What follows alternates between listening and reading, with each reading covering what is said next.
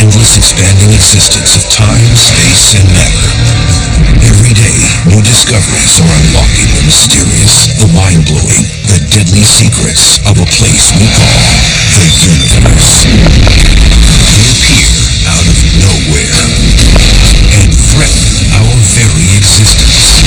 From rocks crashing through homes to Mount Everest-sized boulders triggering mass annihilation, no one is safe from their wrath. And some of these intruders are not extraterrestrial. They're actually man-made cosmic junk. Take cover as we investigate meteorites and space debris, the deadly stuff that falls from space.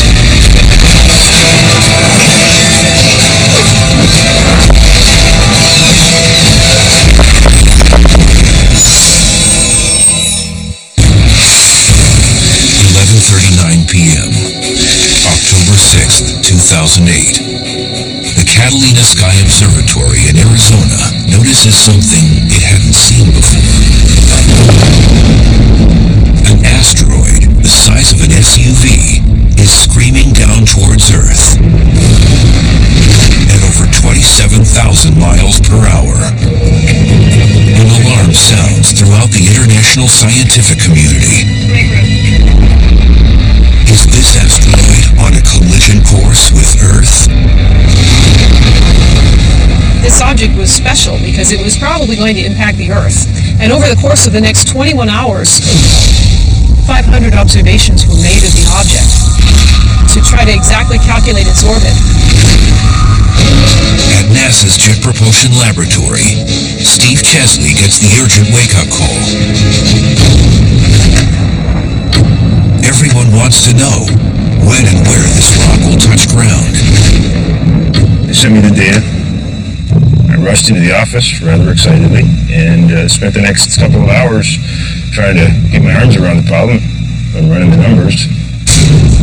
And I reached the conclusion it was a 100% chance of impact. Chesley calculates the collision will occur in less than 13 hours, approximately 5:45 a.m. Eastern African Time. Its target, the Nubian Desert in northern Sudan. We hadn't really expected or anticipated the discovery of an asteroid that was going to hit the Earth before impact. With time to react and time to predict the location of the impact was very extraordinary. Never seen it before. It was countdown to impact. Steve Chesley. With no time to stop this runaway space rock, emails went out to alert those on the ground and in the air.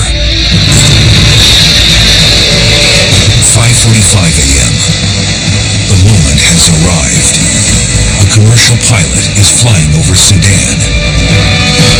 He witnesses a fireball smack right into the Earth's atmosphere with the energy of about 1,000 tons of TNT. As it entered the atmosphere, it started to burn and brighten. At some point, the stresses on the body became so fantastic from the atmospheric pressure that it just exploded. That explosion would have sounded like a sonic boom. On the ground, 23 miles below, Sudanese people returning from morning prayers hear the frightening sonic roar. Witnesses see a brilliant fireball, followed by mysterious flashes of light streak across the sky. Scientists had hoped the asteroid wasn't heavy enough to completely penetrate through the Earth's atmosphere and wreak havoc on the ground. Satellites track the fiery explosion, but there is little indication that any fragments survive. So there is a possibility that people could be frightened by such an event, but the risk of injury is really very low from something so small. And Steve was correct. There were no reports of injuries or damage due to fallen debris in the remote region. Planet Earth was spared from a potential disaster, partly because the region was so remote. The impactor was small.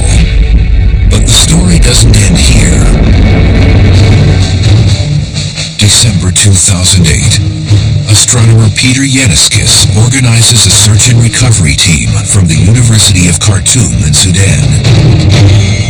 He's determined to find the unlikely. Meteorites, the surviving fragments of the asteroid named 2008 TC3. We had a busload with students who were all eager to go and search. We drove 29 kilometers into the desert to go through the area close to the explosion to look for the smaller pieces that might have survived. The meteorite hunter's only guide is a map of the Nubian desert with the projected approach path of the asteroid. They basically used my trajectory and the ground track that I had laid out on the desert floor as a guide for their search. Lined up everybody about 20-30 yards apart, and then started walking down the desert in line, searching for things that were black. But spotting small charcoal-like stones on the rocky desert surface is akin to finding a needle in a haystack. As the sun begins to set on the first day, the team is about to walk away empty-handed when a student suddenly comes forward with a suspicious rock. A student called Mohammed Al-Amin had this little rock in his hand that was clearly a meteorite. It had a beautiful black fusion crust around it, and it was undoubtedly a meteorite. And then everybody started being excited and shouting and singing and waving their hands. 280 meteorite samples were eventually recovered, equaling 11 pounds, which for planetary scientists was like hitting pay dirt. This was one of the meteorites that was recovered. Not much bigger than this. We think that a lot of these meteorites, when they came out of the explosion, were tumbling very rapidly, and that resulted in breaking of the meteorites when it was still up in the air. 2008 TC3 is the first asteroid ever observed in space, which was later found on the ground. Scientists are calling it the first asteroid sample return mission. It's the first time that we've actually detected something in space, figured out that it was going to hit the Earth, figured out where it was going to hit the Earth, and we actually saw it hit the Earth. We've even recovered pieces of it. That's remarkable. This whole experience was really fantastic for us. This was an excellent test for what we're really preparing for, which is the possibility of having to deal with a larger impactor sometime in the future.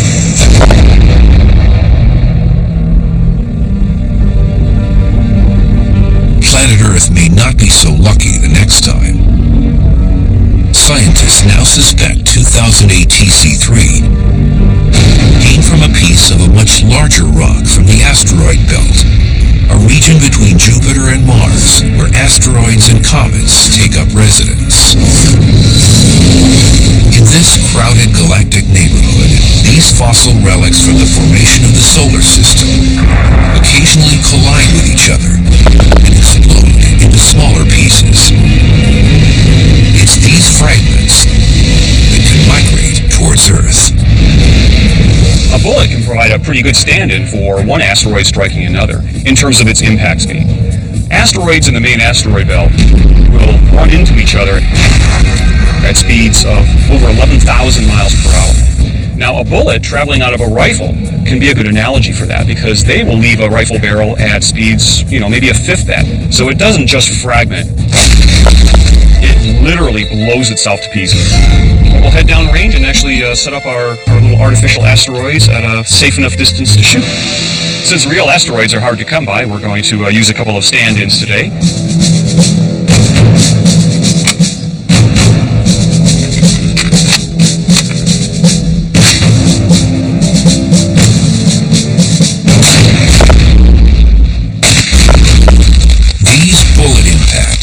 Comparable to the collisions in the asteroid belt.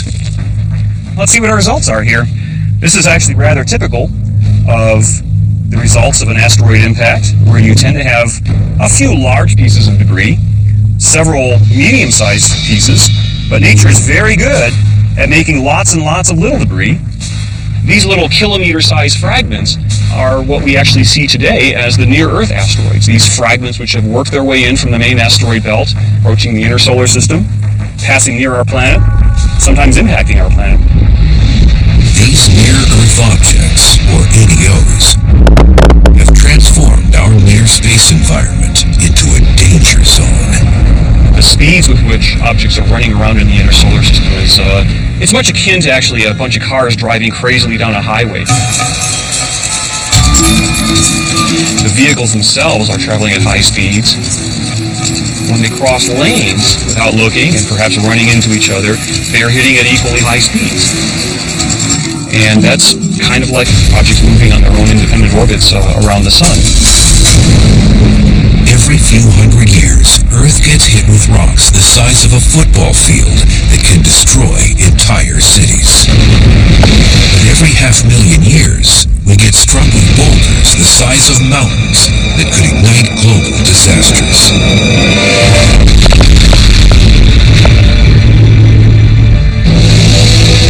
The Earth's atmosphere, a layer of gases surrounding our planet, incinerates most material.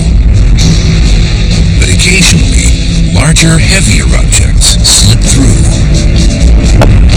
As soon as they enter the Earth's atmosphere, they get slowed down, decelerated by the atmosphere, and they lose pretty much all of the velocity with which they entered. And during that time is when you see the fireball event. But once they lose that velocity that they came in with, they essentially just fall pretty much at terminal velocity onto the Earth's surface. When asteroids hit the Earth's atmosphere, they become meteors, bright fireballs in the sky. If they make it to the ground, they're called meteorites. Over the past century alone, meteorites have struck homes, vehicles, and even people. In 1954, an 8-pound meteorite crashed through the roof of a home in Sylacauga, Alabama, and hit a woman in the hip, leaving her with nasty bruises. In October 1992, amateur videos caught a fireball flashing across the skies above several Atlantic states. The 27-pound meteorite eventually crushed the back end of a car in Peekskill, New York. In November 2008, a police dash camera recorded a bright meteorite explosion in the skies over Alberta, Canada. These caught-on-video impacts prove things really do fall from the sky. What's even more startling is the physical evidence of much bigger impacts, ones that have caused global catastrophes in the past, and may ignite a cosmic Armageddon in the future.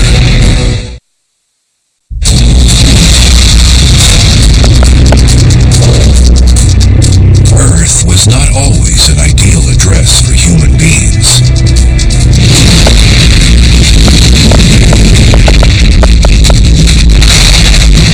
During its infancy, 3.8 billion years ago, the third rock from the sun was a cosmic war zone. During this brief period, called the Late Heavy Bombardment, billions of leftover debris from the formation of the solar system pummeled our planet at rates up to 20,000 times higher than today. What happened is that Jupiter and Saturn, the two giant planets in our solar system, went into what's called a gravitational resonance with one another. So Jupiter made 2 complete orbits around the Sun for every single orbit made by Saturn. And when that happened, it rearranged the entire solar system. It reshuffled Uranus, Neptune, Jupiter, and Saturn, and moved the giant planets farther out. When that happened, that just sent a volley of comets and asteroids rocketing into the inner solar system. At the same time, these rocky bodies helped to mold our baby planet to the shape it is today. Here are the battle scars. Only 170 impact craters are still visible on Earth. Weather, water, and plate tectonics have erased most traces of ancient cosmic violence. of Earth's tumultuous past lies on the Moon, which was formed at the same time, but lacks plate tectonics and other erosion processes that tend to erase the evidence. The Earth itself has been bombarded every bit as much as our nearby moon. If you look up at the moon in the sky and you see its cratered surface, you have to imagine our own Earth cratered and battered to at least that degree, and in fact, because we're a bigger target in space, even more. By counting craters on the moon, scientists can learn about the number of impacts on the nearby Earth, past and present. Scientists can learn about the sizes and compositions of asteroids that impact the Earth by studying the characteristics of the craters that they create. So we're going to try and demonstrate that today by tossing some weights into the sand on the beach here, and we're going to see if we can come up with a relationship between the size of the weight and the size of the crater that it creates.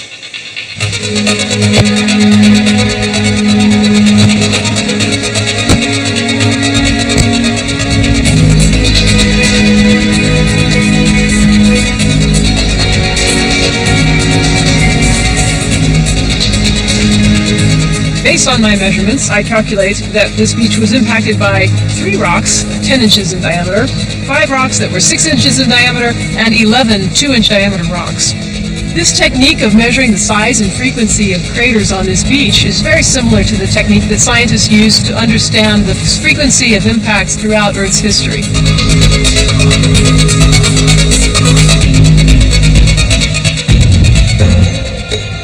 Today, the best preserved impact craters exist in dry desert regions around the world.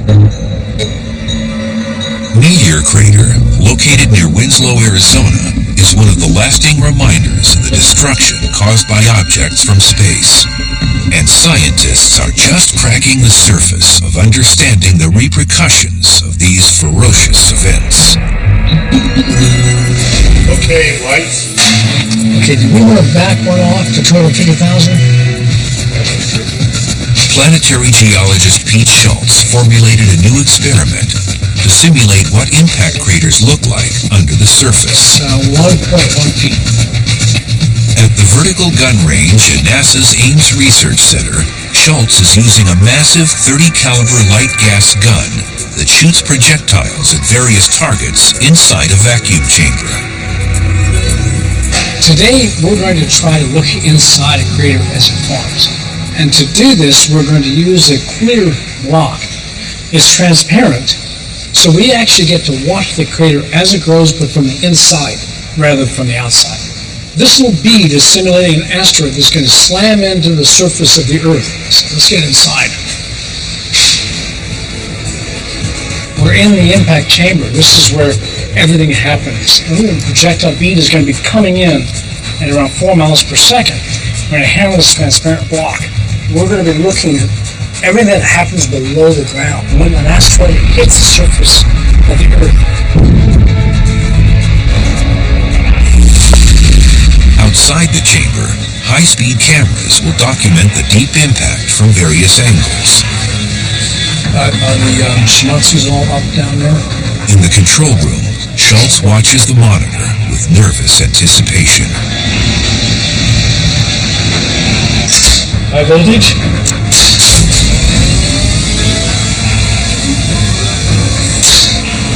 The vertical gun launches the Class B projectile into the acrylic block. Sweet. Wow, okay. That is just freaking gorgeous. The experiment was a smashing success. Wow. So here we actually have the impact, but now we see this vapor plume. This is really hot gas. It's about a temperature close to the surface of the sun. And then as it moves away, it cools, and now we begin to form the crater with the ejecta coming out. And we're now watching the crater actually begin to form on the inside. That is awesome. Okay, I'm gonna see what we did.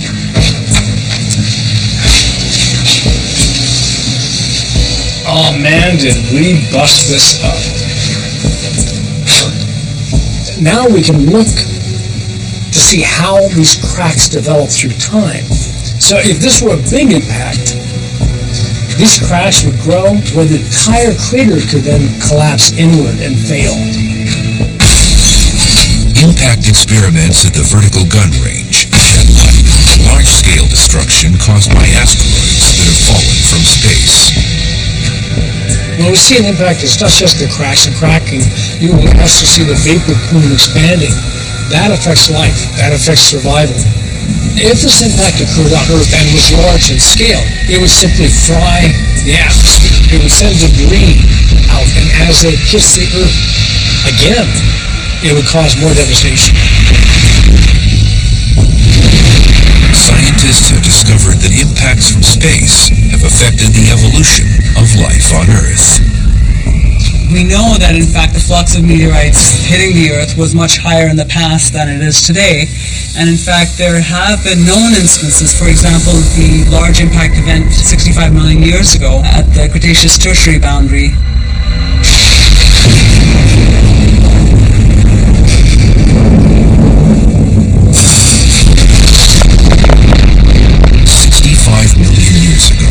An asteroid the size of Mount Everest struck the Yucatan Peninsula in Mexico with the energy of a 100 million megaton bomb. It created a 100-mile-wide crater underwater that was finally discovered in the 1980s. Scientists have determined that the asteroid impact ignited atmospheric events that may have led to the mass extinction of 75% of all prehistoric species, including the dinosaurs.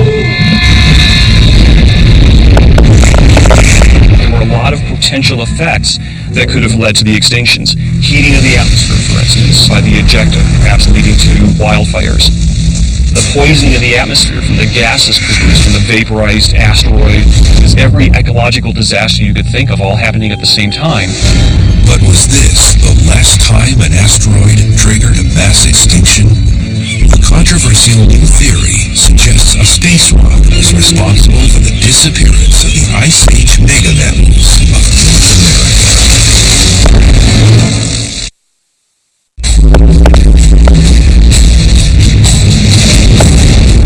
Scientists are dying to know what happened 13,000 years ago. The Ice Age was slowly ending. The North American continent was inhabited with big beasts like the woolly mammoth, mastodon, giant ground sloth, and the short-faced bear. But something caused 35 major groupings of species to vanish from the fossil record.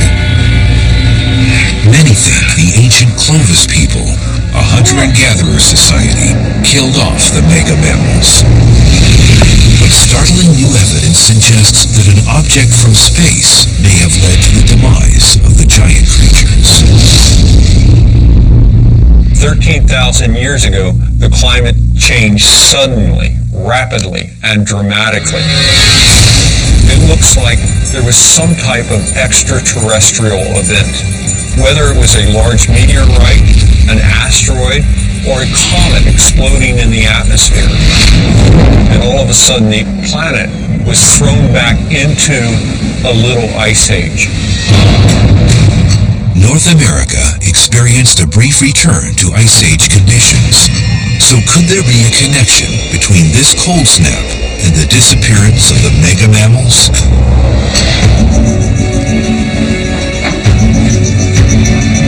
Archaeologist Ken Tankersley claims to have dug up evidence of a possible cosmic impact in Sheridan Cave, located in Cary, Ohio.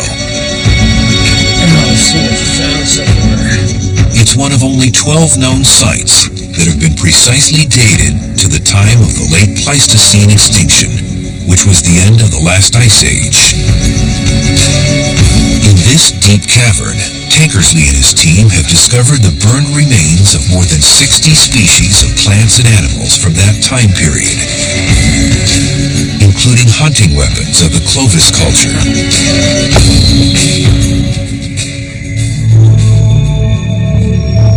I don't believe it. This is a Clovis bone point. It's manufactured from a megamammal rib, probably a large animal such as the American mastodon. What's fascinating about this specimen is the person who manufactured this likely witnessed the event 13,000 years ago.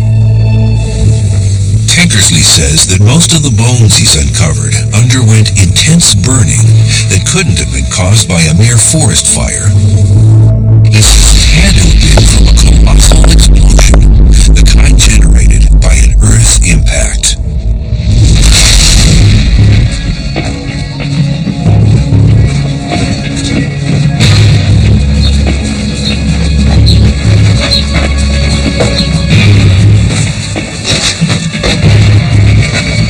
The archaeologist says he's found the smoking gun. Oh, look what we have here. It's hidden in a dark geological layer of dirt called the Black Mat, which dates back to 12,900 years ago. This layer has been uncovered in more than 50 locations in North America. Note this black area. Let's see if I can trowel through here and bring out some of the more dark areas. Oh, nice. We're literally at this spot looking at the contact of the end of the last ice age. And this oxidized layer above it, this is where the megamammals go extinct. Within this sediment layer, some scientists claim to have found key pieces of evidence that point to a cosmic impact. Carbon spherules created by intense fires. Shocked diamonds formed through extreme temperatures and pressures. Lonsdaleite, rare hexagonal-shaped diamonds that are only found in meteorites. And micrometeorites, minuscule pieces of iron and nickel that come from outer space. If we take a magnet and run it across this oxidized layer, my guess is we'll probably pick up micrometeorites.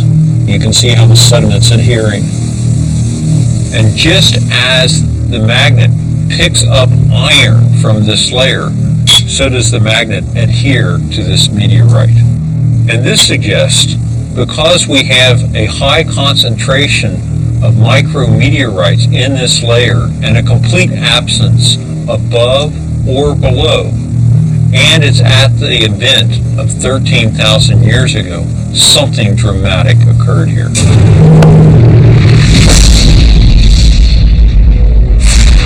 We know that all over North America there is a thin layer of dust and particles just before that black mat formed.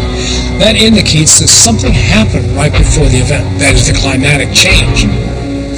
What is it?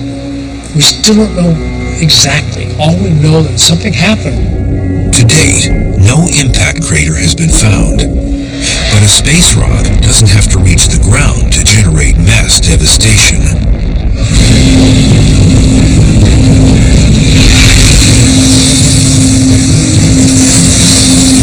In 1908, a rocky body slammed into the atmosphere 6 miles above Siberia's Tunguska wilderness. It released energy yielding about 5 megatons of TNT. You can imagine what it feels like to do a belly flop off of a high diving board and you smack into the water. A small, weak, rocky asteroid will kind of undergo a similar sort of feeling as it very quickly is decelerated and breaks in the dense lower atmosphere. Immediately after the Tunguska airburst impact, an intense shockwave and hot air blast traveled to the ground and spread outward. It engulfed almost 1,000 square miles of forest. Some scientists propose that a similar scenario may have contributed to the extinction of the North American megamammals. And a comet, not an asteroid, may have been the culprit. Unlike asteroids, these dirty snowballs contain more ices and gases that tend to break up before reaching the surface. When the meteorized comet came down into the Earth and would have exploded in the atmosphere, it would have distributed amongst the ejecta that was created beneath it. It would also have seen a great variation in the deposits left behind, there would have been intense burning over a large area. Anything within the impact zone, of course, would have been devastating. At the same time, however, it would not have had immediate impact for the rest of the planet, just within the impact area itself. This so-called Clovis Comet theory suggests that profound climate changes led to the eventual extinction of the mammoths from North America. However, contrary to popular belief, a small number actually survived in various regions of the world up until around 2000 BC. And archaeological evidence indicates that the Clovis culture didn't go extinct from this alleged impact. Rather, they adapted to their changing environment. When the large game animals that Clovis people were hunting disappeared from the landscape, people had to change the way in which they were hunting and gathering. We may never know with certainty whether a near-Earth comet caused the Clovis event. But would modern man learn to survive after an Earth impact? We may eventually be put to the test. At this very moment, meteorite scientists scour the landscape in search of these messengers from the sky. These space rocks hold clues to impacts of the past, and as scientists are now discovering, clues to what is coming in the future.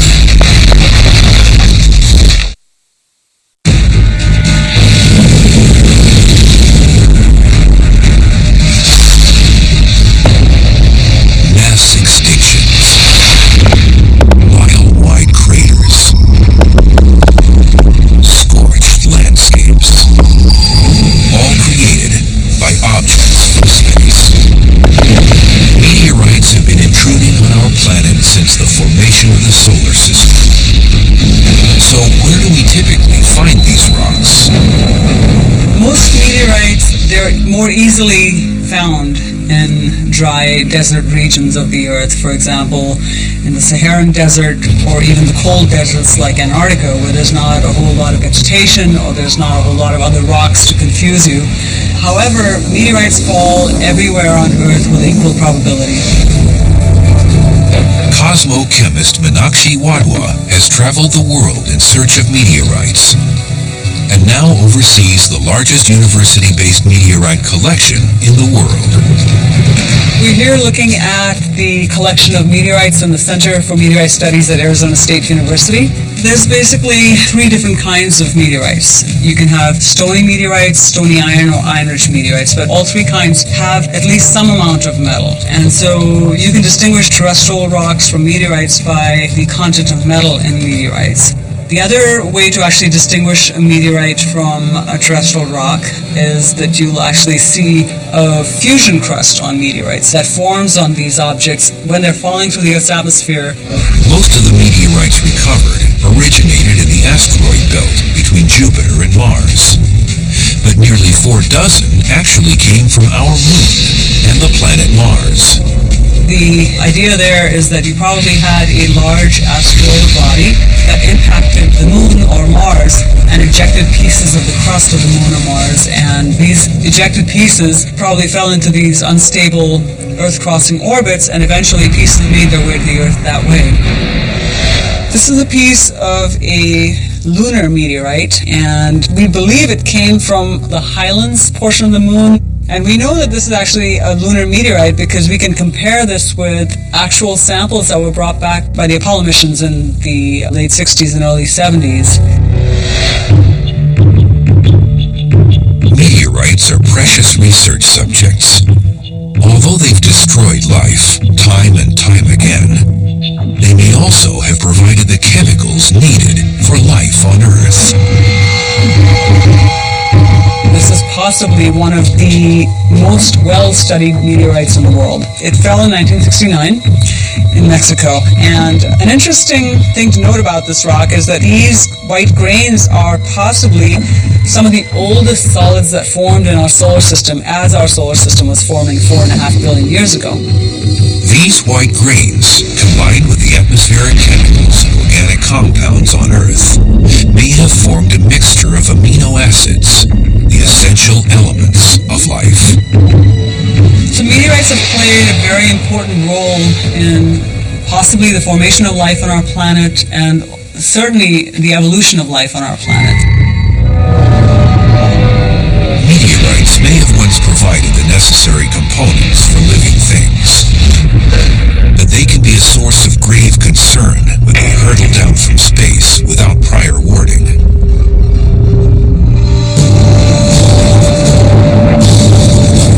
September 19th, 2007.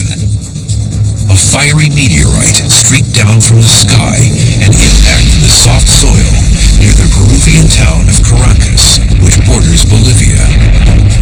Debris flew over 600 feet as the meteorite left a crater over 15 yards wide and 15 feet deep. There was a gentleman riding a bicycle and he was knocked over. Another person looking the other direction quickly turned around and saw this thing hit with a large plume rising above. In talking with the locals, the villagers, they had no idea except they thought maybe this was some form of military action. You know, they're very close to the border of Bolivia. Scientists reassured the locals that a meteorite, and not a missile, caused the impact crater. But immediately after the event, many villagers complained about headaches and vomiting. They literally became ill, most likely because of sulfur or because of the fine dust that was inhaled. The vapor probably came from the material that was following the meteorite as it was coming through.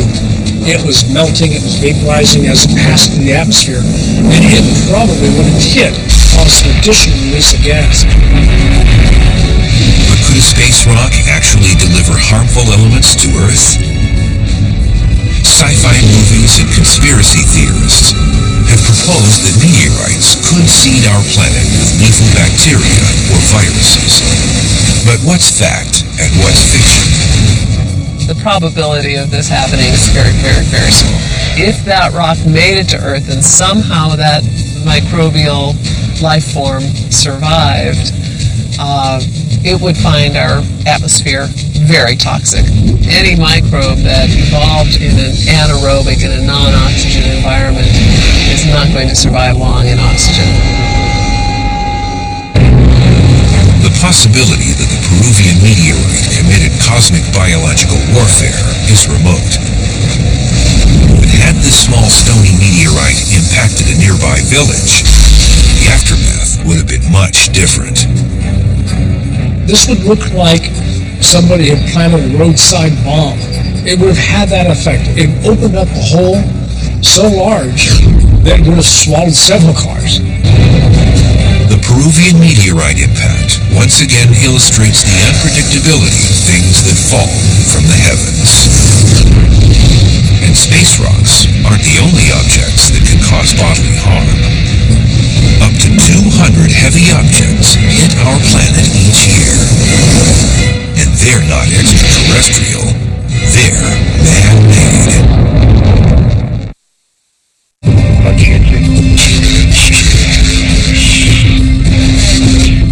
February 1st, 2003. The Space Shuttle Columbia was about to conclude its mission in space when disaster struck. The vehicle disintegrated during re-entry into Earth's atmosphere. Debris fell over Texas, Louisiana, and Arkansas. All 7 crew members perished. Because of reentry heating, it got hotter as it came into the atmosphere. Some critical components failed. That caused an overall failure of the entire spacecraft, which spread debris over a large footprint. Spacecraft re-entry disasters are rare, but space debris is not. Since the beginning of the space age, rockets have carried thousands of satellites into orbits around our planet. As a result, we've littered space with spent rocket stages, defunct satellites, fuel tanks, as well as nuts, bolts, and fragments from collisions and explosions with other debris. This abandoned space debris hovers over our planet like a cosmic garbage dump, and some will eventually fall back to the Earth. The question is when and where. Things that re-enter the atmosphere, they do have a risk. The real risk is that something falling through the atmosphere will hit a person on the ground. 5,400 tons of space junk has already crash-landed on Earth. In 1979, Skylab, the first space station, scattered debris across the Indian Ocean and parts of Australia. In 1997, a DVD-sized piece of smoldering metal fell from the clouds and brushed the shoulder of a woman near Tulsa, Oklahoma. She wasn't injured, but hundreds of miles away, this 570-pound stainless steel tank landed next to a farmer's house in Texas. Both were pieces of debris from the same stage of a Delta II rocket. It's a piece of debris from a launch stage that was in orbit for about 9 months and re-entered over the northern part of the United States and Canada. Came down and left several fragments of debris around. This was the largest piece. At the Aerospace Corporation in El Segundo, California, scientists study space debris to find out what materials survive re-entry and why, and how to minimize future hazards. This is remnants of a stage that put a GPS satellite into orbit. This was found in Saudi Arabia. This one is made out of titanium, which is a very high melting point material, and that's one reason why this one survived so nicely. And this was traveling again on the order of probably 150 miles an hour and hit the ground. Why do objects fall back to Earth? Most space debris resides in low Earth orbit, approximately 600 miles above our planet's surface. In space, objects can stay for tens to hundreds of years because there's no air resistance. But they will eventually undergo orbital decay. They will lose energy because there's very little atmospheric drag, and the Earth's gravity will tug them back down into its atmosphere. Satellites fall back sometimes quickly and sometimes over a long period simply because they begin to touch a little bit of the atmosphere, enough of the atmosphere that there's an increasing force over a long period of time, and that small force acting over a long time will basically drag them out of orbit, and they will eventually re-enter. Most debris burns up during atmospheric re-entry and vaporizes. However, some pieces are made of stronger components such as stainless steel and titanium, which can survive tremendous heat. Once below the dense regions of the atmosphere, they literally free fall to the ground. It'll hit at a very low velocity, say 150 feet per second or 150 miles an hour, something like that. And so that's the problem. So you're basically slowing something from an orbital speed down to essentially nothing in a relatively short time. Main engine start. The international space community now imposes new design requirements for most objects, including a propellant system to ensure controlled re-entries over water. Basically, the international community has agreed that an acceptable level of risk for a re-entry is around 1 in 10,000. That means that if you did a particular re-entry 10,000 times, the likelihood is that you'll hit one person on the planet. And so if you exceed that threshold, the objective is that you should re-enter that piece of hardware into a safe area like the ocean. But new guidelines won't have any effect on the thousands of pieces of old debris already in space. Unfortunately, we have a number of objects in space still which were not designed when that requirement was around, and they still are slowly coming down. So it'll be a while before some of these things take effect. It's no longer a sci-fi fantasy. Extraterrestrial and man-made things continue to fall to Earth. We constantly need to search the skies for objects that could decimate